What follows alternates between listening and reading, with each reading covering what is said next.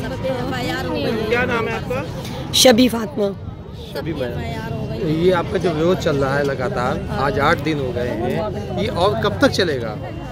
अभी तो मुझे नहीं पता, ये डिसाइड तो अमित शाह जी करेंगे कि वो कब तक हमको सड़कों पर रखेंगे। हम डरने वाले नहीं, हम हटने वाले नहीं, हम यहीं रहेंगे, हम यहीं रहेंगे।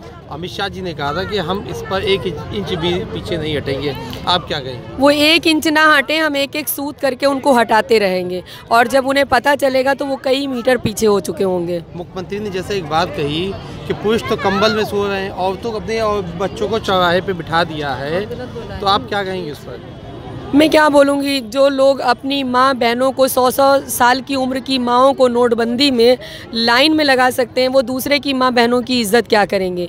अगर मुख्यमंत्री जी की आंखों पे पट्टी नहीं बंधी है तो वो देखें कि हमारे मर्द, हमारे बेटे, हमारे भाई शाना बशाना अपना सारा कारोबार छोड़ करके अपनी बहन बेटियों की हिफाजत में यहाँ दिन रात लगे हुए हैं। और आपकी शराफत ये है कि जिन बेटियों की आप तरफदारी करते हैं, उन्नाव के अंदर एक रेप पीड़िता के पूरे ख़ानदान को मरवा दिया एक सेंगर को बचाने के लिए। आप लैंगिक बातें करते हैं, आप औरतों के फेवर में बातें करते हैं। कल तक आपको मुसलमान बहनों पे बड़ी दया आती थी, आज मुसलमान औरतों को आप रोड पे ले आए हैं, मुसलमान मर्दों को आप गोली का निशाना बना रहे हैं। और जब औरतें अपने मर्दों को, अपनी गोदों को, अपनी मांग को बचाने के लिए आई हैं तो आप उस पर टिप्पणी कर रहे हैं। काश आप भी किसी औरत के मर्द होते, किसी बेटी के बाप होते, किसी माँ के बेटे होते तो आपको पता चलता कि परिवार क्या होता है।